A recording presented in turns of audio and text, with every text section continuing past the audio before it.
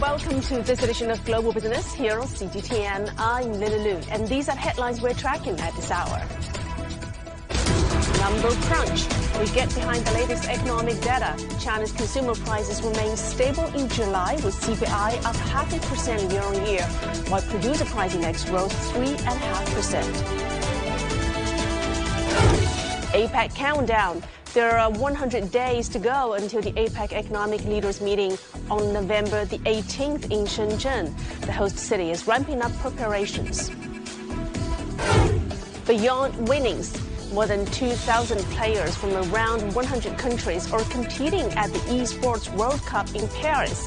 And the business behind that goes far beyond what players can win at the competition. And as usual, a quick check on Chinese mainland stock markets when we kick off the show, where we see key indices close the day mixed today. The benchmark Shanghai Composite Index finished the day adding about 27 points or 0.7%. Mid-caps in Shenzhen closed the day basically flat, while tech shares continue their global sell-off. The China's index in Shenzhen is down by about 26 points or 0.7%. We'll get you more details on Chinese mainland stock markets later in the program. For now, here's a quick check on regional markets and how Wall Street closed on Friday.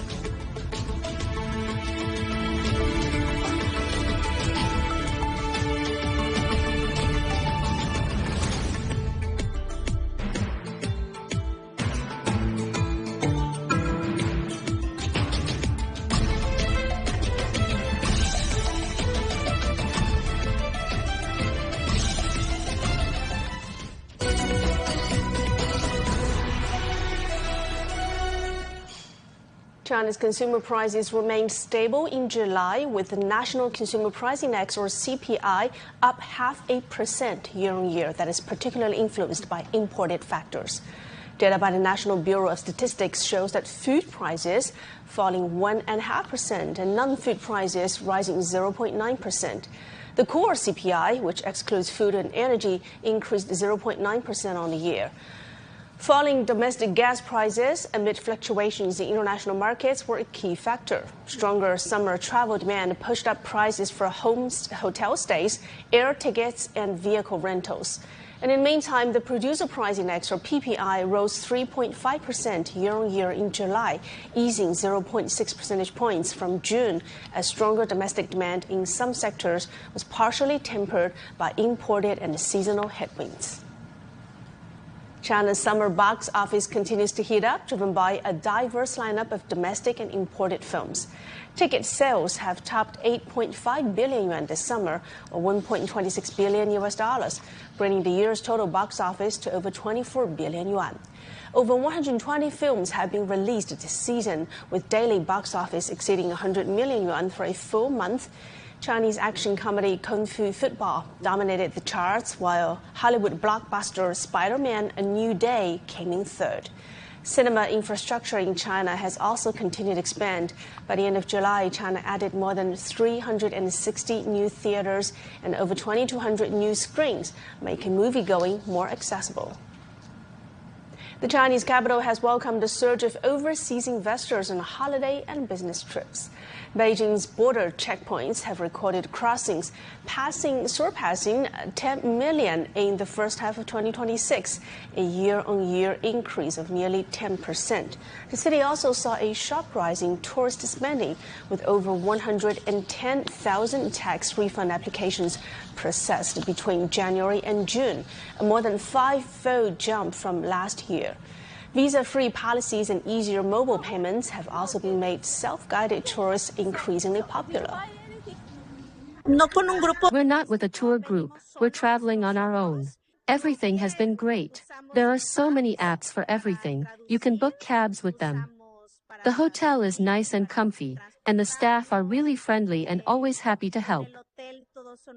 We can also put the cards on your phone, so it's easy, and you don't have to worry about any extra change or anything. So very straightforward.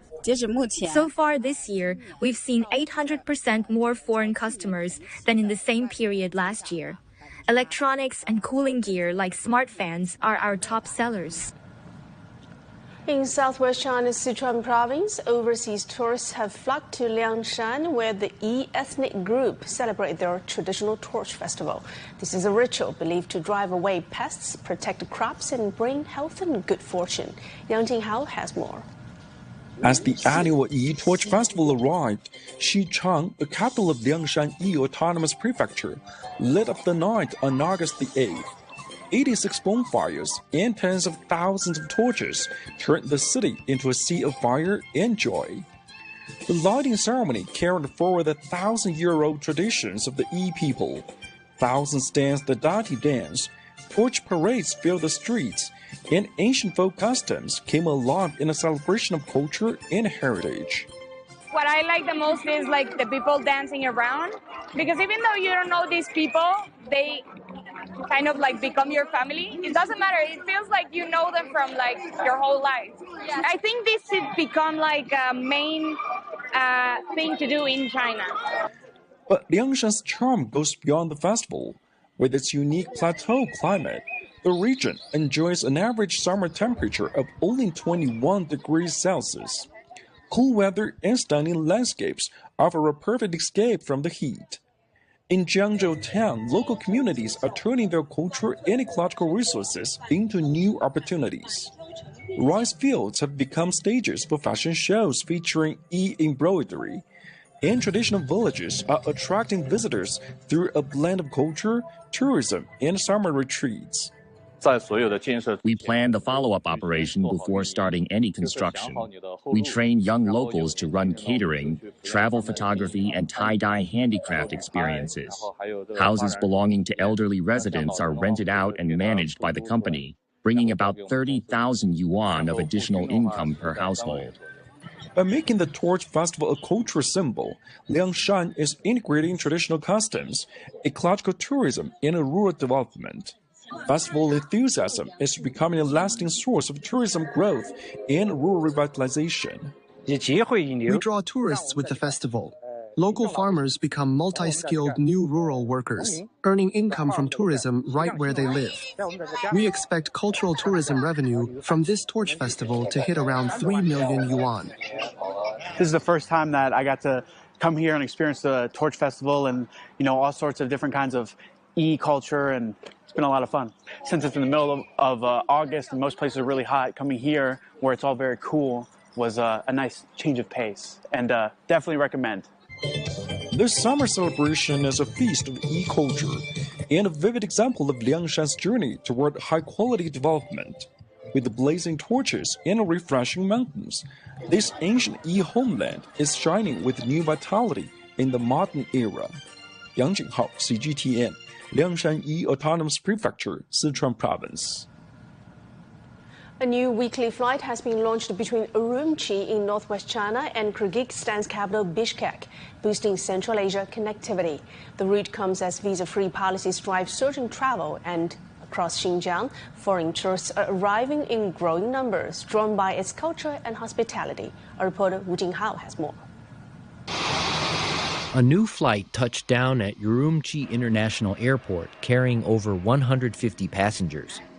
The new route, operated once a week on Mondays, cuts the one-way flight time to about 2 hours, providing a fast and convenient link between northwest China and Kyrgyzstan's capital, Bishkek. According to the Border Inspection Station, over 43,000 passengers have traveled between China and Kyrgyzstan via Urumqi so far this year, a 34.6% year-on-year increase. Weekly flights between the two cities now stand at around 14, with most travelers coming for business, tourism, or family visits. The flight was amazing. It took us only 1.5 to 2 hours directly from Bishkek to Urumqi. It's so nice that flights are increasing, and especially from Bishkek direct flights to Urumqi, because before we used to come from Almaty to China. And right now, since it's increasing and the flight was full, I think it's going to be very good international agreements between two countries. Since July 1st, visa-free policies have driven a continued rise in cross-border flows. Urumqi handled over 150,000 passenger entries and exits in July alone, up nearly 16% year-on-year. To manage the peak, border authorities have rolled out online arrival card filing and seamless transit services. To manage the summer rush, we've rolled out online arrival card filing, seamless transfers, and fast crew clearance with airlines. As cross-border tourism surges, we're partnering with foreigner service centers to offer one-stop support on inquiries, payments, and communications. The benefits of easier travel are now resonating far beyond Urumqi. This is Xinjiang, China. In the historic city of Kashir, international tourists are arriving in growing numbers, drawn by its winding alleys, lively bazaars, craft workshops, and folk dance performances. Visitors are discovering the region's rich Silk Road heritage and pleasant summer climate. This is my first time in Kashir and I already love it. And all the fresh fruits, they're just incredibly sweet. And now I can't wait to taste them all for myself. With this perfect summer weather, it's truly the ideal place to be. The numbers tell the story. International tourist arrivals to Xinjiang have risen sharply this summer, with many visitors extending their stays to explore multiple cities. What begins as a short stopover often becomes a deeper journey across one of China's most culturally rich regions. With more flights, easier visas, and a warm welcome, Xinjiang is opening its doors wider than ever to the world. CGTN. And now for further analysis of the latest inflation numbers, we're joined by Liu Zhiqing, Senior Fellow at Chongyang Institute for Financial Studies. Mr. Liu, thank you so much for joining us on the program. Let's start with July's softer PPI growth and also mild CPI rise. What is underlying picture for China's domestic demand recovery? I think for China's further economic recovery has some uncertainties because I think that this figure has told us China is facing some very special pressure for further growth. This is the key problem. The main problem remains on the weak consumption, the domestic consumption. We know that domestic consumption has come to a very special time period that many people, and especially the residents, have already paid a lot for their first 6 months and for all this household and house grade. So that's why many people have now to wait and see what to have more invested. So in this way, we find this figure a little bit soft or a little bit moderate changing in the CPI and the PPI. But I hope that with the new policy coming in the market, the domestic consumption and also industrialization will be further growing and becoming the major driving force for more economic development. And in order to bolster demand, optimize supply, and also tap services consumption, China's top leadership has pushed forward a 6 networks infrastructure plan. So how will those policies help to lift demand and stabilize price expectations? And actually, the market expectation is at the moment, is very cautious, I think, because we have very strong domestic demand, but the consumption is a little bit different from the demand. Demand is strong, but the consumption is weak. This is something interesting. We need the policymakers to have more investigation, have more supportive policies, especially when we are seeing there's more challenges for outside the market, especially from the oil, the price and other delivery problem from the external market. So because China has followed the dual circulation development model, so from domestic market we see we can make some control management improvement to upgrade our consumption to combine with the demand side, because demand side mainly from industrial side, and the consumption is coming mainly from private side. How to make this combination of the both sides is a little bit more policymakers to have more consideration. But of course, we have to see some changes and turbulences from the external market. For instance, the new tariff pressure from the United States and from European countries also we are facing also some more challenges. So I think the expectation is moderately cautious, but still very optimistic. Okay, and speaking of which, oil prices have been seeing much fluctuations from the Middle East conflict. Is that going to create sustained imported pressure on China's producer prices index? This is something very strange in China, I think. In short time, I don't think China will have more or big pressure from the conflict in the Middle East, especially with the oil supply, because China has began to make a reserve, or we have well managed how to deal with the energy crisis in the past 30 years. So we have well managed that, well prepared for such an incident, or I say accident from the energy crisis. So that's why short term, I think China's from domestic oil supply, energy supply is adequate, is enough. And also China has a renewable energy industry that can cover all the gap from the crude oil supply from the outside. So that's why we find something interesting. In July, in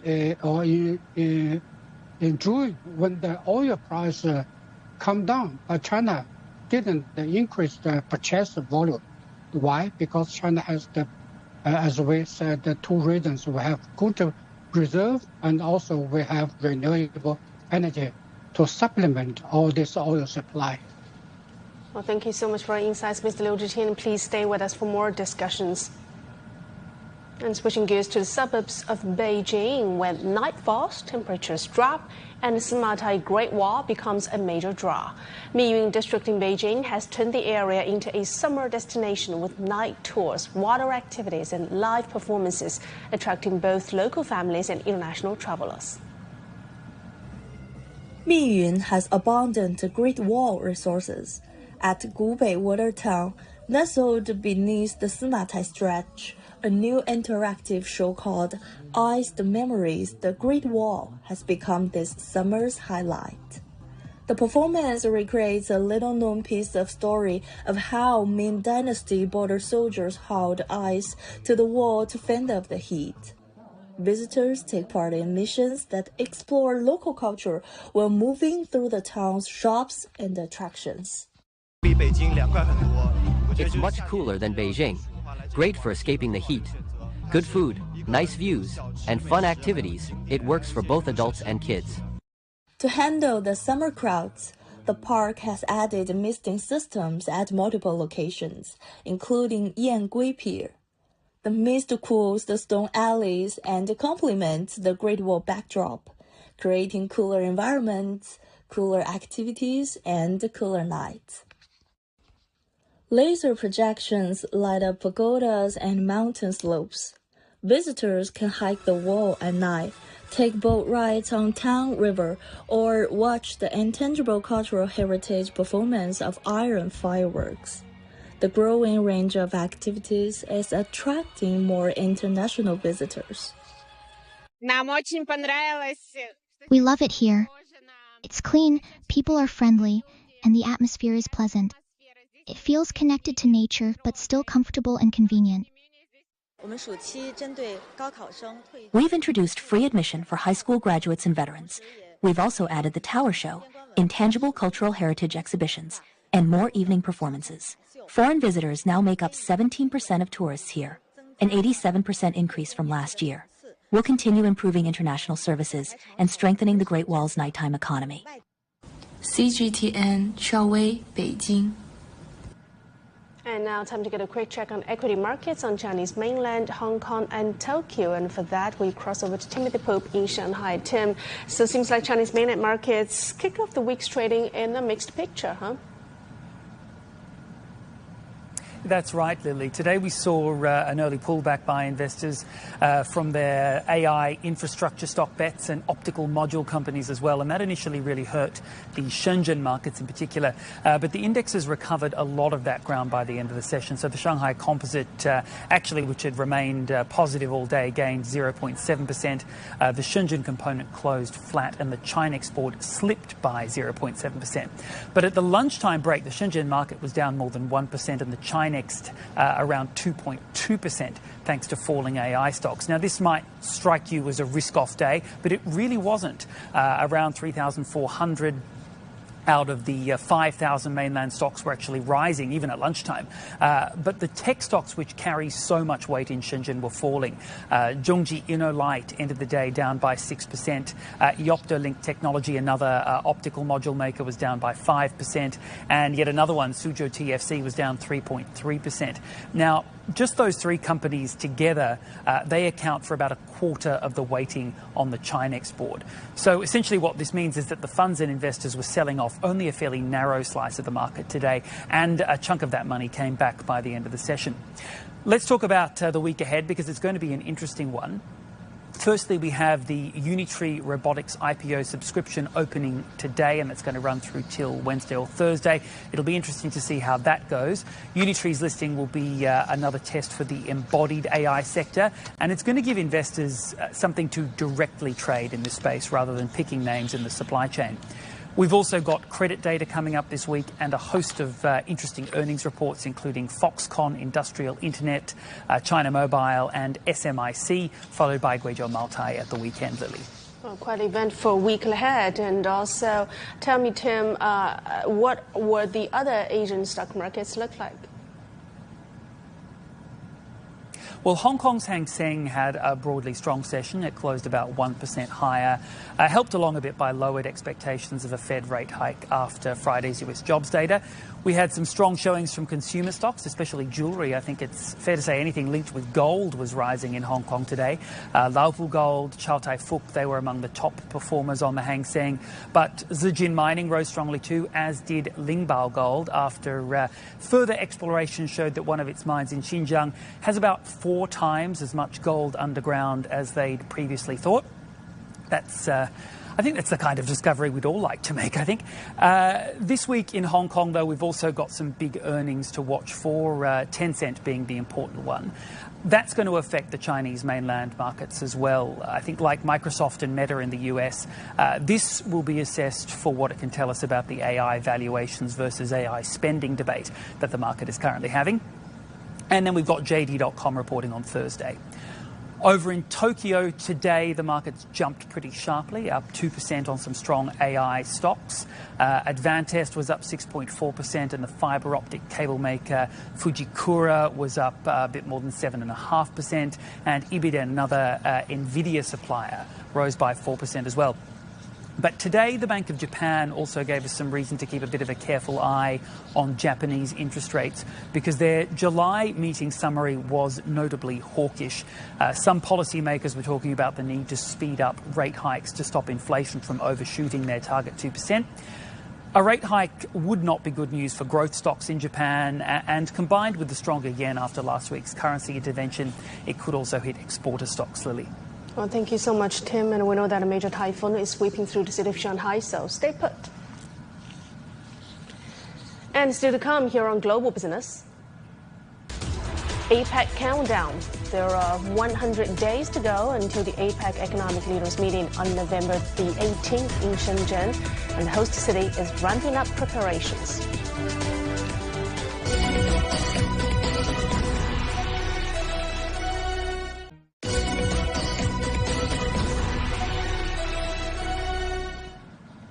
Well, there are 100 days to go until the APEC economic leaders meeting on November the 18th in Shenzhen. Several APEC events took place in July, including Digital Week and the meeting for forestry ministers. The Chinese Foreign Ministry says that Beijing is committed to more productive events to ensure the success of the November summit.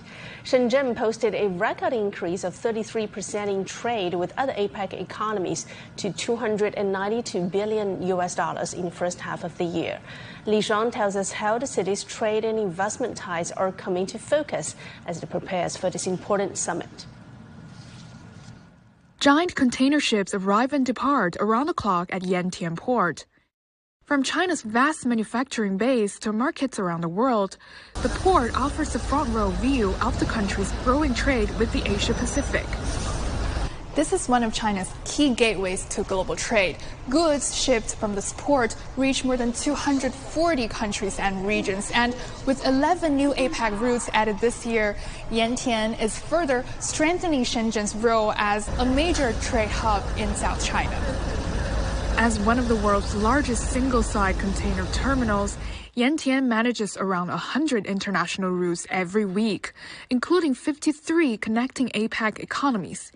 And the APEC trade flows are substantial. From January to May, trade between Chinese mainland and other APEC economies through Yantian reached nearly $59 billion, accounting for half of the port's total foreign trade. This highlights Yantian's role as a key gateway connecting the Greater Bay Area with APEC economies. The port is the hub, manufacturing is the foundation. Just a few dozen kilometers away in Bao'an district, a semiconductor materials company has been operating for 37 years, with customers across APEC economies including the Philippines, Thailand, and Malaysia.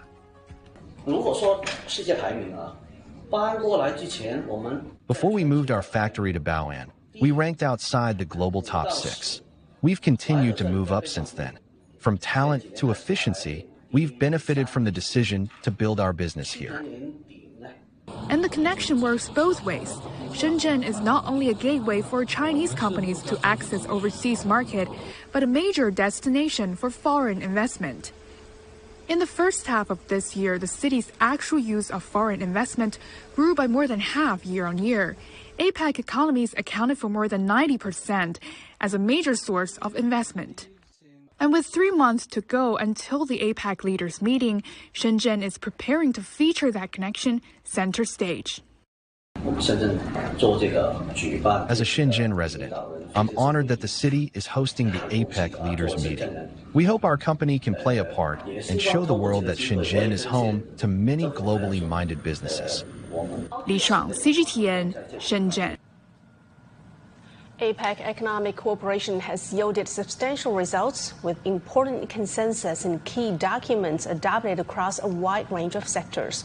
During their 2025 meeting in the Republic of Korea, leaders of APEC member economies adopted a joint declaration aimed at further deepening cooperation for a sustainable future. And in addition, 2 separate documents were adopted to advance collaboration on artificial intelligence and address the region's growing demographic challenges. China's cooperation with other APEC economies has sustained steady momentum. In 2025, China's trade with regional partners reached 26 trillion yuan, accounting for nearly 55% of its total foreign trade for the year. At an earlier event in July, APEC economies reaffirmed their commitment to jointly leverage digital and AI technologies for the benefit of the Asia-Pacific community. Over more than 3 decades, APEC economies have worked together to move from basic connectivity to broadband to digital transformation and now to AI-empowered growth. Looking back at these achievements helps us to explain where we are today. APEC's work in this area has never been only about technology. It has always been about what technology enables: trade, participation, productivity, services, resilience, development, connectivity, and opportunity. Digital and AI are woven into almost every part of APEC's agenda. Our businesses are ready to innovate. Our people are ready to learn and adapt. Investment capital is ready. The question is whether our policies are ready to help every business and every worker succeed in the AI economy. APEC has always succeeded by anticipating economic change rather than reacting to it. The first digital era connected people. The AI era is transforming how people work. Our task now is to ensure every business and every worker can benefit from that transformation. And for more on the upcoming APEC Economic Leaders meeting in Shenzhen, let's welcome back Mr. Liu Zhiqing from Chongyang Institute for Financial Studies. Mr. Liu, so what are the core economic achievements that APEC has delivered for the region over the past 30 years, and how have they benefited local residents? I think there are many benefits that can impose on the residents in these regions. With in the past 30 years, all the people have and the nations have enjoyed very good cooperation between each other. So we learned from each other, cooperated with each other, and also economically well developed. I think the 2 points are very important. Firstly, the connectivity between the trade, between products, and also from the technological connections. So this is the first line I think the regions and the people have enjoyed. And the secondly is very important that all people, all countries have enjoyed equal technical bonus, that the technical development can be divided, can be cooperated with all nations and the people. So that's why we can see AI, digitalization, green technology can always in the first line to be implemented in the APEC nations and the APEC region. Mr. Liu, how do you think the Chengdu statement will help to reshape APEC's digital and AI cooperation agenda, alongside with its unique challenges? I think this meeting in Chengdu for the 1 week digital industry is very important because it set up a milestone for further development among the APEC nations. We know that the first thing is that how to make this APEC that benefits the human being, not only for the capital or for the assets for financial sector, but also for the people's life. This is very important, and the consensus we have also made. And the secondly is very important that we show that the importance of openness with each other, inclusiveness with each other, and also have mutual respect are also preconditions for further digitalization or digital industry. Because digital industry is closely linked with the AI technology. The both sides will be also the major discussed in the Chengdu statement and the Chengdu meeting. So that's why we can see that this meeting and the statement can be the good platform for further cooperation, especially in the AI technology and also in other high technology development all over the world. Now, and finally, what are the key breakthroughs or outcomes can we expect out of the upcoming Shenzhen APEC Economic Leaders meeting? I think the major breakthrough for Shenzhen meeting will rely on two things. The first thing is that the peaceful solution for all the countries who have conflicts with each other, no matter with the business, trading, or other geopolitical conflicts, can finally find a good peaceful solution, because this is a very important atmosphere for a good, successful APEC meeting in Shenzhen. And secondly, we think that the breakthrough in technology side, I think the world class companies will provide or deliver their new findings in AI technology field, especially for Chinese domestic companies, can have more products, even more models, or the more cooperation suggestion for all partners. This will have more breakthrough in this field technically, but also from political side, for geopolitical, we can find a peaceful solution. But of course, for AI development, the peaceful development for AI technology is very important for human beings' future.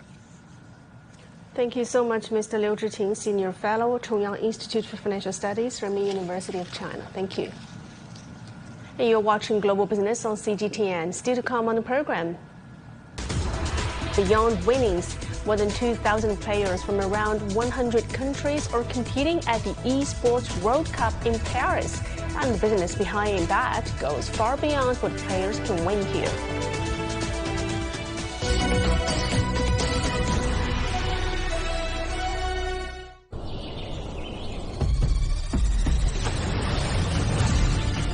A vast land of 1.4 billion people. The world's second largest economy. Home to stories of the unexpected, the unimaginable, the breathtaking. Stories that touch the soul.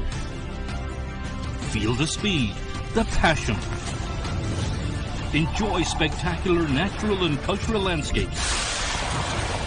Feel the thrill of cutting-edge innovations.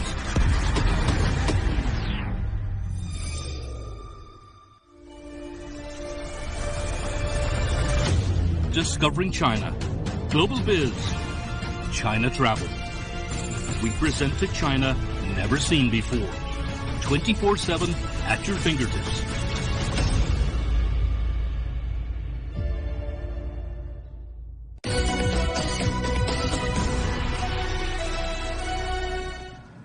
Welcome back, and we shift gears to Paris, where the Esports World Cup is in full swing.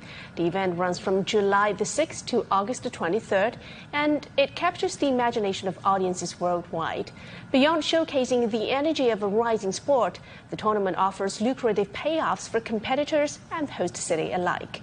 And China emerges as a major player in this expanding market. Our reporter Sarah Coates shares her observations from the venue. This really gives you a sense of just how big esports has become. More than 2,000 players from around 100 countries are competing right here in Paris, with more than $75 million in prize money up for grabs. But the business behind esports goes far beyond what players can win here. Now, China is the world's largest esports market, and last year the industry there generated just over $4 billion alone, up more than 6% in a year. And perhaps the most striking figure is the size of the audience. China now has more than 495 million esports users, so competitive gaming is not just a form of entertainment, it's an enormous consumer market. And that's why investors, sponsors and even cities are paying much closer attention. Esports generates money through advertising, sponsorship, live streaming, ticket sales, gaming hardware and also merchandise, while it's driving tourism too. The King Pro League final in Beijing last year drew more than 62,000 spectators, with more than 85% of ticket holders reportedly travelling from outside the city, which then feeds into spending on hotels, restaurants and transport. Now, globally, the esports market was valued at around $2.6 billion last year, with some forecasts suggesting it could reach $12 billion by 2033. So what we're seeing here in Paris is part of a much bigger shift. The organisers are not simply selling gaming, they're selling live entertainment, sponsorship, tourism and access to a young, highly engaged global audience. And for China, the next major challenge is turning that enormous domestic market into an even bigger international business. Sarah Coates, CGTN, Paris. And food lovers in Nairobi made their way to one of the most vibrant festivals in the city at the weekend. The Nairobi Street Food Festival showcased local street food culture, allowing foodies to experience an array of culinary delights all in one place. Food lovers turned up ready to eat, explore and indulge as the park transformed into a vibrant street food haven, serving some of Kenya's most mouth-watering favorites. From sizzling nyama choma to crispy viazi karai, juicy shawarma and the ever-popular smocha, there was something to tempt every palate. With delicious aromas filling the air and food enthusiasts spoiled for choice, it was truly a celebration of Kenya's diverse and flavor-packed street food culture, just not on the streets, but at the popular Jamhuri Gardens. The reason why I came to this event, I wanted to try a bunch of new meals, a new experience or something like that. Look for something new to eat. I'm kind of trying my way around the palate. So trying something new and kind of having fun here. But with new kids on the block, Viazi Karai is proving that some classics never go out of style. They simply get better with time. This all-time street food favorite is back with a whole new vibe.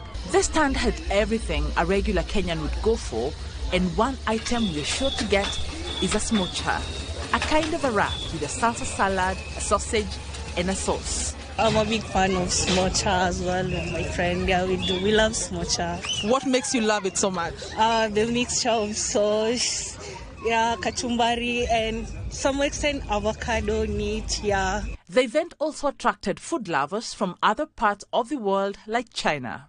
My name is Sean. I'm from China. I first came to Kenya in 2004. I really like Kenya's weather. The climate is very agreeable. Just like Yunnan in China, it's not too hot, not too cold. I really like the weather here. The food here is really tasty, very natural. There's lots of people here. Just now, I ate beef and chips. The quality of their meat is very high. The livestock that they rear is very juicy. And the coffee is also very good. It's a local specialty. There's also lots of birds in the sky. It was a celebration beyond food. Games, music and dance also made part of the festival. But what really counts for foodies is a treat from chefs putting a fresh spin on Kenya's vibrant food scene. Wanja Mungai, CGTN. And before we go, here's a look at some other business headlines from across the globe. Japan's services trade deficit has expanded 15.4% to 1.82 trillion yen, pressured by a smaller travel surplus of over 3 trillion yen. In June alone, the country recorded a current account deficit of 92.3 billion yen, falling into the red for the first time in 17 months. Britain's new Prime Minister Andy Burnham says that he will target misleading product discounts and subscription traps to help ease the cost of living. He has already cut electricity taxes and capped the bus fares since taking office on the 20th of July. And OpenAI said on Friday that it has suspended work on its upcoming Astra model after an internal review found it capable of identifying and carrying out cyber attacks against traditionally well-protected real-world systems. And that's going to do it for this edition of Global Business on CGTN. I'm Lulu in Beijing. Thanks for watching. Bye for now.